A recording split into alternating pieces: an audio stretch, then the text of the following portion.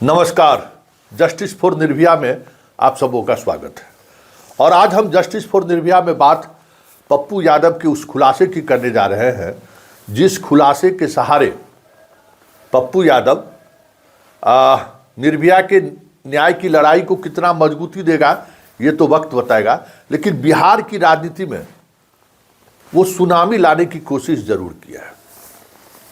जिन नामों की चर्चा उन्होंने की है उन नामों का आज की सियासत में पटना से दिल्ली तक उसकी क्या हैसियत है या किस आधार पर वो आज की राजनीति में बना हुआ है, आज हम चर्चा उसी पर करेंगे। वैसे मेरे भाई ने एक नाम छोड़ दिया है और एक नाम क्यों छोड़ा है हम दोनों भाई समझते हैं। कुछ रिश्ता ही ऐसा है, भाई हमारे रिश्ता निभाने में बड़ी माहिर आदमी है, इसलिए नाम छोड़े हैं। हम उस नाम को जोड़ देते हैं, समझे। जिस नाम को हमारा भाई छोड़ा है हम उस नाम को जोड़ देते हैं, फिर उस पर हम चर्चा करेंगे। जरा सुनिए, कल पप्पू यादव ने फेसबुक के माध्यम से निर्भया के जांच में कई लोगों का नाम शामिल उन्होंने किया है। जरा पहले वो सुन लीजिए, तब हम वो एक नाम जोड़ते हुए इन तीनों के सहारे आज के वर्तमान सियासत में इन तीनों की क्या भूमिका है और किस स्तर के ये लोग खिलाड़ी है चर्चा है। क्योंकि बात निकली है तो दूर तक जानी चाहिए ना। तो जरा, क्योंकि पप्पू यादव जी इससे ज़्यादा आगे नहीं बढ़ सकते, हमको पता है कि वो भी समझते हैं कि उनको चोट कहाँ पर करना है। और एकदम अर्जुन की तरह जो है चिड़िया के आंख पर उन्होंने चोट किया है, ताकि अगर उन पर चोट मारने की कोशिश अगर कहीं से हो रही है तो वो आदमी सतर्क हो जाए। वो अपनी लड़ाई लड़ रहे हैं। चलिए, हम बात पप्पू यादव के उस बयान से कर रहे हैं जिस बयान ने कई चौंकाने वाली चीज़ें तो नहीं, पटना के उस गलियारे को जानने वाले लोगों के लिए यह परिचित नाम है। जरा सुनिए किन नामों की चर्चा इन्होंने की है। नाम नहीं बोलूंगा। बोरिंग रोड के नागेश्वर कॉलोनी में कौन से ऐसे नेता हैं जिसका नाम संजय है, अंतिम नाम नहीं बोलूंगा, जिसका घर खगड़िया है, जिनका ऑफिस में कौन कौन जाता था, उनकी टोटल सीसीटीवी फुटेज की जांच करिए। क्या उसमें मनीष रंजन जाते थे या नहीं? कौन है एक गुप्ता, जिसका नाम आगे नहीं बोल रहा हूं, गुप्ता, अगला नाम नहीं बोलूंगा। जैसे संजय के बाद का नाम नहीं बोला, वैसे ही गुप्ता के पहले का नाम नहीं बोलूंगा, क्योंकि कल फिर आप कुछ बोल दीजिएगा। तो जरा बता दो। और मनीष रंजन बाबू जो दूध के धुले हुए, जो राजा हरिश्चंद्र, सुकरात के दत्तक पुत्र, जो संपन्न राजनीतिज्ञों के सप्लायर। तो आपने सुना, एक का नाम है संजय जो खगड़िया का रहने वाला है, एक का नाम है लास्ट में गुप्ता जो अब कहने की जरूरत नहीं है। लेकिन ए भाई ने मेरा एक तीसरा नाम छोड़ दिया है, तिवारी। संजय हाइफन मतलब गुप्ता हाइफन तिवारी।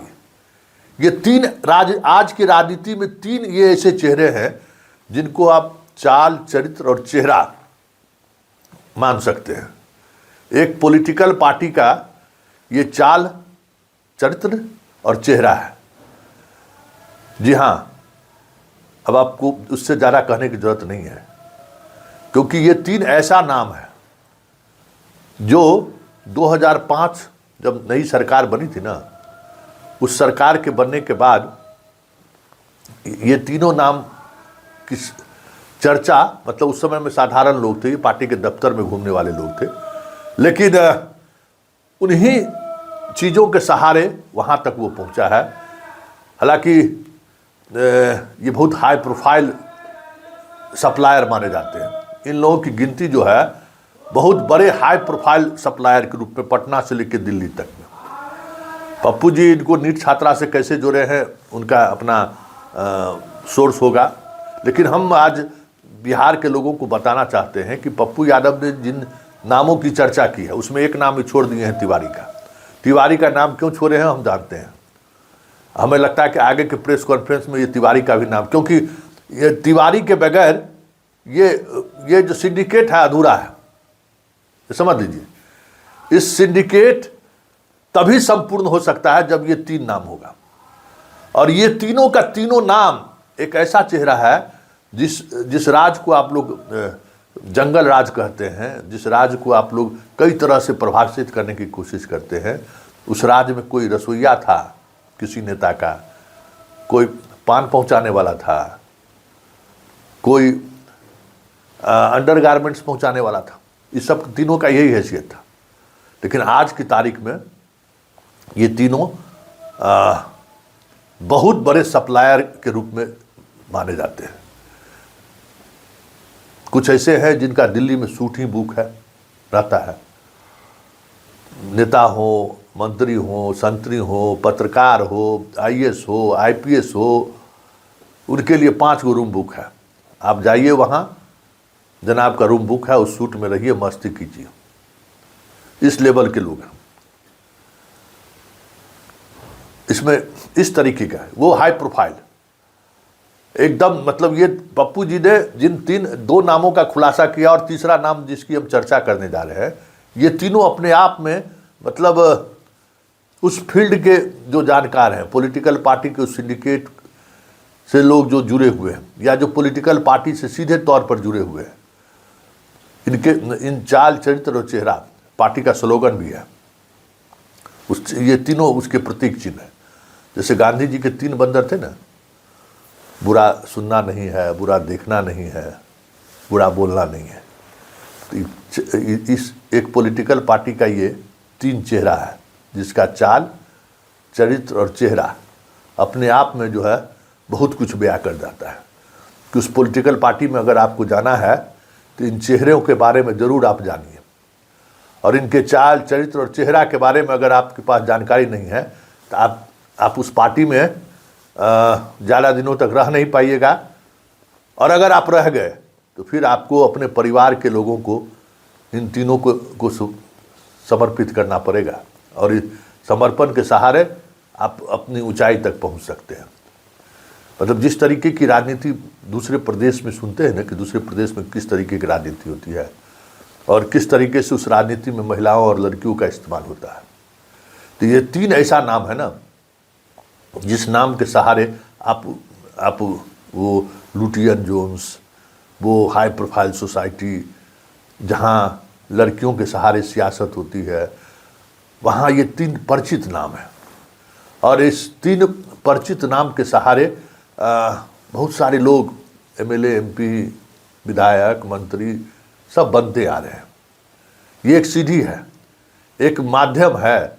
चाल चरित्र और चेहरा, यही 3 चेहरा है जिसके चाल को आप समझ लीजिए, जिसके चरित्र को समझ लीजिए। यही है, यही चीज़ है। जैसे ही आप इन लोगों के सीढ़ी का सहारा आप लीजिएगा, रातों रात आप उस ऊंचाई पर पहुंच जाइएगा जहां वर्षों से कार्यकर्ता घिस रहा है, पैर घिस रहा है, लेकिन सोच नहीं सकता है वहां पहुंचने को। तो पप्पू यादव के खुलासे में जिन चेहरों की चर्चा हुई है, वो वाकई में बिहार का वो चेहरा है जिसके सहारे आज की तारीख में बिहार में भी और दिल्ली में बैठे लोग में जब कभी ज़रूरत होती है तो ये चेहरा सबसे पहले उनके नज़रों के सामने होते हैं, और फिर आगे कहने की ज़रूरत नहीं है। जो कुछ भी हो रहा है बिहार में बड़े स्तर पर, अब पप्पू जी इसको नीट मामले में कैसे जोड़े हैं वही बता सकते हैं, लेकिन ये चेहरा अपने आप में जो है बहुत ही हाई प्रोफाइल चेहरा है, जो हाई प्रोफाइल सर्किल में इस तरीके की चीज़ें वो पहुंचाया करती है। खैर, जब बात निकली है तो दूर तलक जाएगी, और हम उम्मीद करते हैं कि पप्पू जी ने शुरुआत जिस तरफ उन्होंने इशारा किया है, थोड़ा एक कदम और आगे बढ़ेंगे तो हो सकता है कि जिस वजह से उन्होंने इशारा किया है उस वजह को मजबूती भी मिलेगा और बिहार की राजनीति को समझने में भी, जो बिहार की राजनीति जो सब कुछ साफ सुथरा जो दिखता है ना, यहाँ भाई यहाँ कोई आज की तारीख में कोई ऐसी महिला नहीं है जिसकी पहुंच सीधे सत्ता के गलियारे तक हो, चर्चा जो भी हो जाए, कोई महिला ऐसी नहीं है जो सीधे फाइल उठाए और जाए किसी मंत्री से दस्तखत कराकर चले आए, किसी कद्दावर नेता के आवास पे जाए सीधे, जो मन हो वो आदेश करा के चलाए। ये स्थिति बिहार में अभी भी नहीं है। फिर भी इस तरीके के सिंडिकेट के सहारे बहुत सारे खेल बिहार में भी हो रहा है। चलिए, बेटी निर्भया की न्याय की लड़ाई अपने अपने तरीके से लोग लड़ रहे हैं, लेकिन निर्भया के सहारे जिस तरीके की सियासत साधने की कोशिश हो रही है इन दिनों, निर्भया को कितना न्याय मिलेगा ये तो वक्त बताएगा, लेकिन इतना बात है कि हम सब लोग अपनी अपनी सियासत जरूर साधने की कोशिश में लग गए हैं।